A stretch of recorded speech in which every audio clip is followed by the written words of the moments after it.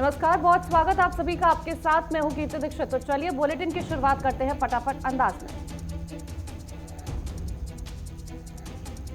26 जनवरी को निकलने वाली किसानों की ट्रैक्टर रैली के खिलाफ सुप्रीम कोर्ट में सुनवाई टल गई है। मामले में अगली सुनवाई बुधवार को होगी। सुप्रीम कोर्ट ने कहा कि दिल्ली पुलिस तय करे कि दिल्ली में कौन आएगा और कौन नहीं। किसानों और सरकार के बीच कल 10वें दौर की बैठक होगी। ये बैठक दोपहर 12 बजे विज्ञान भवन में होगी। बैठक से पहले कृषि मंत्री नरेंद्र तोमर ने कहा कि किसानों के पास कानूनों को रद्द कराने के अलावा कोई और विकल्प हो तो वो सरकार के सामने रख सकते हैं। किसान आंदोलन को लेकर कांग्रेस नेता राहुल गांधी ने केंद्र सरकार पर हमला बोला। राहुल गांधी ने ट्वीट कर कहा कि मोदी सरकार अन्नदाताओं की पूंजी साफ करने में लगी है। एनआईए ने आंदोलन में विदेशी फंडिंग से जुड़े मामले में करीब 40 लोगों को समन भेजा है। इनमें कई बड़े किसान नेता भी शामिल हैं। किसान नेताओं को एनआईए के समन पर किसान संगठनों ने सरकार से अगले दौर की बैठक में इस मामले पर बात करने का फैसला किया है। कृषि कानूनों के खिलाफ किसानों के आंदोलन का आज 94वां दिन है। किसान अपनी मांगों को लेकर कड़ाके की ठंड में बॉर्डर पर डटे हुए हैं। बोर्ड परीक्षाओं की तैयारियों को देखते हुए दिल्ली में आज से 10वीं और 12वीं के छात्रों के लिए स्कूल खुल गए हैं। दिल्ली के डिप्टी सीएम मनीष सिसोदिया ने स्कूल का दौरा किया। इस दौरान सिसोदिया ने कहा कि सभी प्रोटोकॉल के साथ स्कूलों को प्रतिबंधित तरीके से फिर से खोला गया है। दिल्ली की तरह ही राजस्थान में भी आज से 9वीं कक्षा से 12वीं कक्षा तक के छात्रों के लिए स्कूल खुल गए हैं। इस दौरान कोरोना के प्रोटोकॉल का पालन करना अनिवार्य होगा। प्रशासन ने सभी स्कूलों में सोशल डिस्टेंसिंग, मास्क और हैंड सैनिटाइजर की पूरी व्यवस्था की है। प्रधानमंत्री नरेंद्र मोदी ने वीडियो कॉन्फ्रेंसिंग के जरिए अहमदाबाद मेट्रो के दूसरे चरण और सूरत मेट्रो प्रोजेक्ट का भूमि पूजन किया। पीएम मोदी ने कहा कि कोरोना के इस काल में भी नए इंफ्रास्ट्रक्चर के निर्माण को लेकर देश में प्रयास लगातार बढ़ रहे हैं। पीएम मोदी ने कहा कि आज सूरत आबादी के लिहाज से देश का 8वां बड़ा शहर है, लेकिन दुनिया का चौथा सबसे विकसित होता शहर भी है। पीएम मोदी ने कहा कि हमारे शहरों के ट्रांसपोर्टेशन को एक इंटीग्रेटेड सिस्टम के तौर पर विकसित कर रहे हैं। पश्चिम बंगाल की मुख्यमंत्री ममता बनर्जी दोपहर 12:30 बजे करीब नंदीग्राम में रैली को संबोधित करेंगी। बीजेपी नेता शुभेंदु अधिकारी भी दोपहर 3 बजे कोलकाता में रोड शो करेंगे। शुभेंदु का ये रोड शो टॉलीगंज से रस बिहारी तक होगा। कांग्रेस नेता सिद्धरमैया ने दावा किया है कि आरएसएस येदियुरप्पा को मुख्यमंत्री पद पर नहीं देखना चाहती और इस साल अप्रैल तक उन्हें सीएम पद से हटाया जाएगा। यूपी सरकार में मंत्री आनंद स्वरूप शुक्ला ने ममता बनर्जी पर विवादित टिप्पणी की। उन्होंने कहा कि ममता बनर्जी पूरी तरह से बांग्लादेशी बन चुकी हैं और वहां के इस्लामिक आतंकवादियों के दिशा निर्देशों पर काम कर रही हैं। बीजेपी अध्यक्ष जेपी नड्डा 22 से 24 जनवरी तक लखनऊ का दौरा करेंगे। इस दौरान कैबिनेट विस्तार पर मंथन हो सकता है। पीएम मोदी 23 जनवरी को पश्चिम बंगाल जाएंगे। इस दौरान वह नेताजी सुभाष चंद्र बोस की 125वीं जयंती के अवसर पर कोलकाता में नेताजी सुभाष मेमोरियल संग्रहालय का उद्घाटन करेंगे। कांग्रेस के वरिष्ठ नेता कपिल सिब्बल ने अपनी पार्टी पर निशाना साधा। उन्होंने कहा कि सोनिया गांधी ने नेताओं से पार्टी में बदलाव को लेकर चर्चा की थी, लेकिन संगठन के चुनाव कब होंगे इसका अता पता नहीं है। बिहार में चिराग पासवान की पार्टी एलजेपी को करारा झटका लगा है। पार्टी के 27 नेताओं ने बगावती रुख अपनाते हुए एलजेपी छोड़ने का ऐलान कर दिया है। महाराष्ट्र में 15 जनवरी को हुए ग्राम पंचायत चुनाव के नतीजे आज आ जाएंगे। कड़ी सुरक्षा के बीच वोटों की गिनती की जा रही है। देश में पिछले 24 घंटे में कोरोना के 13,778 मामले सामने आए, वहीं 145 लोगों की मौत हो गई। देश में कोरोना संक्रमितों का आंकड़ा 1,05,00,000 के पार पहुंच गया, जबकि कोरोना से अब तक 1,52,000 से ज्यादा लोगों की मौत हो चुकी है। दूसरे देशों को वैक्सीन पहुंचाने के लिए आज विदेश मंत्री, स्वास्थ्य मंत्री और वैक्सीन बनाने वाली कंपनी सीरम और भारत बायोटेक के अधिकारियों की अहम मीटिंग होगी। मुरादाबाद में कोरोना वैक्सीन लगाने के बाद वार्ड बॉय की मौत के मामले में अस्पताल के मुख्य चिकित्सा अधिकारी ने कहा कि मौत की वजह हार्ट अटैक है। दिल्ली एनसीआर समेत उत्तर भारत के कई इलाकों में आज भी कड़ाके की ठंड पड़ सकती है। ठंड के साथ साथ सड़कों पर कोहरे का भी असर देखने को मिला। कोहरे के कारण सड़कों पर विजिबिलिटी कम हो गई है, जिसकी वजह से यातायात भी प्रभावित हुआ। मौसम विभाग का कहना है कि दिल्ली के लोगों को आने वाले कुछ दिनों तक ठंड से राहत नहीं मिलने वाली है। कड़ाके की ठंड के बीच मौसम विभाग ने तमिलनाडु, पुडुचेरी, केरल समेत कई राज्यों में 19 जनवरी तक बारिश का अलर्ट जारी किया है। लखनऊ के चारबाग रेलवे स्टेशन में शहीद एक्सप्रेसवे के 2 कोच पटरी से उतर गए। हालांकि यात्रियों को किसी तरह की चोट आने की कोई सूचना नहीं है। गणतंत्र दिवस के अवसर पर आतंकी गड़बड़ियों की आशंका के बीच दिल्ली पुलिस ने आम लोगों से खालिस्तानी आतंकवादियों पर नजर रखने की अपील की है। महाराष्ट्र के पालघर में रात 10 बजे भूकंप के झटके महसूस किए गए। रिक्टर स्केल पर भूकंप की तीव्रता 3.5 मापी गई। मणिपुर में भी भूकंप के हल्के झटके महसूस किए गए। रिक्टर स्केल पर भूकंप की तीव्रता 2.7 रही है। कर्नाटक में गौहत्या के खिलाफ आज कानून लागू हो जाएगा। राज्य सरकार का कहना है कि इस अध्यादेश के लागू होने से प्रदेश में गाय की हत्या पर पूर्ण प्रतिबंध लगेगा। गुजरात के सूरत से कोलकाता जा रहा इंडिगो विमान के कॉकपिट में धुआं निकलने के बाद विमान की भोपाल में इमरजेंसी लैंडिंग कराई गई। इंडियन रेलवे पैसेंजरों की जरूरत के अनुसार फरवरी से ट्रेनों की संख्या बढ़ाने की तैयारी में है। इसके लिए संचालित हो रही ट्रेनों की मॉनिटरिंग की जा रही है। रामगढ़ में किसान आंदोलन के समर्थन में दिल्ली जाने वाले किसान नेताओं के जत्थे का स्वागत किया गया। साथ ही कार्यक्रम में जत्थे के साथियों ने शहीद सुभाष चंद्र बोस की प्रतिमा पर माल्यार्पण किया। साहिबगंज के सदर अस्पताल में जिले के डीसी, एसपी सहित कई अन्य पदाधिकारियों ने कोरोना टीकाकरण का शुभारंभ किया और डीसी ने कहा कि देश की जनता के लिए ये टीकाकरण वरदान साबित होगा। झारखंड के मुख्यमंत्री हेमंत ने रांची में शहीद वीर सपूत गणपत राय की तस्वीर पर माल्यार्पण किया और नम आंखों से श्रद्धांजलि दी। रांची में आयोजित 1 दिवसीय दीक्षांत x IAS auditorium Shakespeare institute of social service कार्यक्रम में मुख्यमंत्री हेमंत सोरेन शामिल हुए।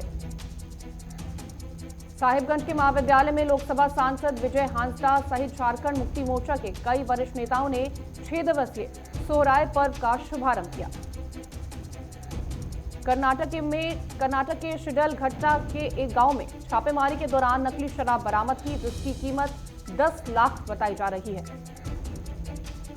कर्नाटक में केंद्रीय गृह मंत्री अमित शाह ने 112 नंबर के हाईवे पेट्रोलिंग और इमरजेंसी रिस्पांस सर्विसिंग सिस्टम के वाहनों का लोकार्पण किया।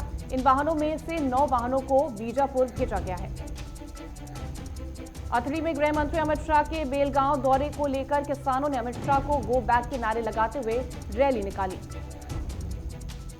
करेड़ा के कीड़ामाल में किसान संवाद कार्यक्रम में विधायक रामलाल जाट ने शिरकत की और कहा कि कृषि कानूनों को लेकर किसी सदन में बहस तक नहीं की गई। देवरिया में पुलिस ने बिहार बॉर्डर से 6 लाख की अवैध अंग्रेजी शराब पकड़ी है। साथ ही 2 अभियुक्तों को भी गिरफ्तार किया। अमेठी में दिव्यांग महिला का शव मिलने से क्षेत्र में हड़कंप मच गया। बताया जा रहा है कि महिला की हत्या गला रेत कर की गई। पुलिस मामले की जांच में जुटी है। पूर्णिया एसपी ने छापेमारी अभियान चलाया, जिसमें भारी मात्रा में स्मैक के साथ एक युवक सहित 3 महिला को पुलिस ने गिरफ्तार किया। जमशेदपुर में वेब सीरीज तांडव को लेकर हिंदू संगठनों ने पुतला दहन कर नाराजगी जताई। साथ ही कहा कि तांडव फिल्म के निर्माता के खिलाफ मामले को कोर्ट में लेकर जाएंगे।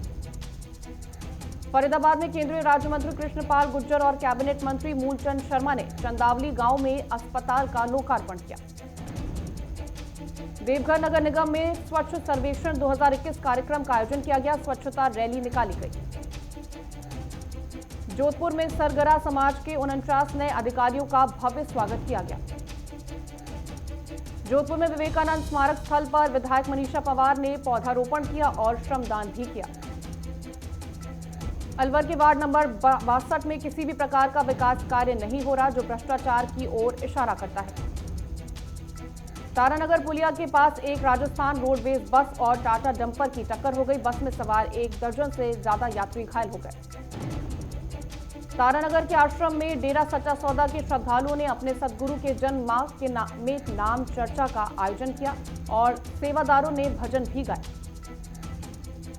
जमशेदपुर के लोयला स्कूल में ला ग्रेविटी कैफे के द्वारा फैशन शो का आयोजन किया गया, जिसमें विभिन्न स्कूलों के छात्र छात्राओं ने हिस्सा लिया। बूंदी में लोकसभा अध्यक्ष ओम बिरला ने दिल्ली से वर्चुअल वीडियो कॉन्फ्रेंसिंग के माध्यम से प्रधानमंत्री सड़क योजना के तहत 22 सड़कों का शिलान्यास किया।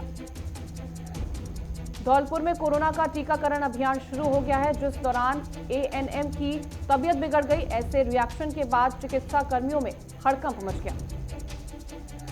जोधपुर पुलिस ने अवैध शराब बनाने वाले घरों से भारी मात्रा में वॉश जब्त कर 6 महिलाओं को हिरासत में ले लिया है। तारानगर से बीजेपी विधानसभा प्रत्याशी रहे राकेश जांगीर ने चुनाव कार्यालय का उद्घाटन किया। इस कार्यक्रम में बड़ी संख्या में बीजेपी कार्यकर्ता मौजूद रहे। अमरोहा में रोडवेज बस की बाइक सवार को टक्कर मारने से बाइक सवार महिला की मौके पर ही मौत हो गई, वहीं बेटा गंभीर रूप से घायल हो गया। बुलंदशहर के आदर्श फूड फैक्ट्री में आग लगने से लाखों का नुकसान हो गया। दमकल कर्मियों ने मौके पर पहुंचकर आग पर काबू पा लिया। बस्ती में पुलिस और शातिर बदमाश के बीच मुठभेड़ हो गई। मुठभेड़ में पुलिस और बदमाश दोनों घायल हो गए। पूर्णिया में नदी के चलते कटाव प्रभावित क्षेत्र का विधायक इमान ने दौरा किया और अधिकारियों को सख्त निर्देश भी दिए। गुरु गोविंद सिंह के 394 प्रकाश पर्व को लेकर पटना साहिब को दुल्हन की तरह सजाया गया। प्रकाश पर्व को लेकर श्रद्धालुओं का जत्था पहुंचने लगा है। वैश्विक बाजारों में गिरावट के साथ सेंसेक्स 48,800 और निफ्टी 14,400 के स्तर से नीचे कारोबार कर रहा है। पेट्रोल डीजल के दाम में बढ़ोतरी हो गई है। पेट्रोल 94.95 रुपए और डीजल 75.13 रुपए प्रति लीटर पर पहुंच गया। सरकार ने एक्साइज ड्यूटी से 8 महीने में 1,96,000 करोड़ रुपए कमाए हैं और ये पिछले साल से 74,000 करोड़ ज्यादा है। एप्पल स्टोर से खरीदारी करने पर ग्राहकों को 5,000 रुपए का कैशबैक मिलेगा। ये ऑफ 21 जनवरी से 28 जनवरी तक रहेगा। ईपीएफओ ने दिसंबर तक लगभग 96.79 लाख एडवांस क्लेम का निपटारा किया है। इसके तहत 14,310 करोड़ रुपए का वितरण किया गया। अब बीएसएनएल के लिए ब्रॉडबैंड प्लान्स के साथ ओटीटी बेनिफिट्स भी मिलेंगे। बीएसएनएल ने ओटीटी एड ऑन पैक को 2 कीमत के साथ लॉन्च किया। 5 महीने में सोने में 8,400 रुपए की गिरावट दर्ज की गई। चांदी में 14,400 रुपए की गिरावट आ गई। आज से 2021 के आईपीओ सीजन की शुरुआत हो रही है। आईआरएफसी आईपीओ से 4,633 करोड़ रुपए जुटाएगी और ये 20 जनवरी को बंद होगा। जीएलटी लैब्स इस साल 600 लोगों को नौकरी देने की योजना में है। इसके लिए लखनऊ में उत्कृष्टता केंद्र स्थापित करेगी। साल 2021 का पहला आईपीओ आज से खुल रहा है और निवेशकों के पास कमाई का अच्छा मौका है। कोरोना के दुनिया में अब तक 9,94,66,804 मामले आए हैं और 20,39,083 लोगों की मौत हो चुकी है। अमेरिका में जो बाइडेन के शपथ ग्रहण से पहले ही फिनिक्स में गोली चलाने की घटना सामने आई है। गोलीबारी से कई लोग घायल हो गए। रूस के राष्ट्रपति पुतिन के कटु आलोचक नवलनी को जर्मनी से रूस वापस आते ही मॉस्को एयरपोर्ट से गिरफ्तार कर लिया गया। पाकिस्तान में एक और मंदिर पर हमले का खतरा है। अल्पसंख्यक हिंदू समुदाय ने अंदेशा जताया कि उन्होंने मंदिर की सुरक्षा की सरकार से मांग की है। अफगानिस्तान की राजधानी काबुल में 2 महिला जजों की गोली मारकर हत्या कर दी गई। काबुल पुलिस ने इस हमले की पुष्टि की है। नीदरलैंड्स में धोखाधड़ी का आरोप लगाकर हजारों बच्चों का 6 का हक छीनने का घोटाला सामने आने पर सरकार को इस्तीफा देना पड़ा। ब्राजील में ऑक्सफोर्ड और चीन की वैक्सीन को इमरजेंसी यूज की इजाजत दे दी गई है। ब्राजील में अब तक कोरोना के 94.88 लाख लोग संक्रमित हो चुके हैं। पाकिस्तान पीपल्स पार्टी की बिलावल भुट्टो ने इमरान खान की सरकार के खिलाफ अविश्वास प्रस्ताव लाने की अपील की है। उनका कहना है कि इमरान सरकार को केवल इसके जरिए ही सत्ता से बेदखल किया जा सकता है। पाकिस्तान के जब्त किए गए विमान से जुड़े मामले में पाकिस्तान पीआईए के अधिकारी ब्रिटेन और मलेशिया कोर्ट में पेश होंगे। अमेरिका में सत्ता संभालते ही जो बाइडेन 7 मुस्लिम देशों पर लगे यात्रा प्रतिबंध को हटा देंगे। एमजीआर की बर्थ एनिवर्सरी पर कंगना ने थलाइवी का रोमांटिक फोटो रिवील किया। तस्वीर शेयर करते हुए कंगना ने लिखा, महान एमजीआर को उनके जन्मदिन पर श्रद्धांजलि। बीजेपी नेता राम कदम की शिकायत के बाद पुलिस ने तांडव फिल्म को लेकर एक्शन लिया, जिसके बाद तांडव के मेकर्स को समन जारी हुआ। वेब सीरीज तांडव पर विवाद का असर इस कदर जारी हो गया है कि अब सैफ और करीना के घर के बाहर पुलिस तैनात हो गई। शो के सबसे दमदार कंटेस्टेंट एजाज खान जल्द ही बिग बॉस हाउस छोड़ेंगे। दरअसल वर्क कमिटमेंट्स के चलते एजाज वॉलंटरी एग्जिट लेंगे। एक इंटरव्यू में भजन सम्राट अनूप जलोटा बोले, सत्य साईं बाबा मुझे छोटे बाबा कहते थे। फिल्म में उनका रोल करने के बाद इसकी वजह पता चली। बीसीसीआई की एपेक्स काउंसिल ने घरेलू क्रिकेट को लेकर मीटिंग की। इसमें रणजी और विजय हजारे टूर्नामेंट को लेकर फिर फैसला टल गया है। हालांकि इस बार दोनों में से कोई एक ही टूर्नामेंट कराया जा सकता है। वॉशिंगटन सुंदर ने ऑस्ट्रेलिया में डेब्यू करते हुए 7वें नंबर पर बल्लेबाजी कर सबसे ज्यादा रन बनाए, जिससे सुंदर ने 110 साल पुराना रिकॉर्ड तोड़ा है। ब्रिस्बेन टेस्ट मैच में भारतीय ओपनर रोहित शर्मा ऑस्ट्रेलिया के पूर्व कप्तान स्टीव स्मिथ को चिढ़ाते हुए दिखे। इसका वीडियो वायरल हो रहा है। दरअसल सीरीज के तीसरे टेस्ट में स्मिथ ने पिच से छेड़छाड़ की थी। इंग्लैंड और श्रीलंका के बीच खेले जा रहे टेस्ट के तीसरे दिन इंग्लैंड के कप्तान जो रूट ने दोहरा शतक लगाया। दरअसल उन्होंने 291 गेंद पर 228 रन की पारी खेली। पाकिस्तान के पूर्व क्रिकेटर शाहिद अफरीदी ने भारत के दिग्गज प्लेयर राहुल द्रविड़ की तारीफ की। अफरीदी ने कहा कि पाकिस्तान के पूर्व क्रिकेटर राहुल द्रविड़ से सीखें। फिलहाल रुक रहे एक छोटे से ब्रेक के लिए। ब्रेक के बाद फौरन हाजिर होंगे।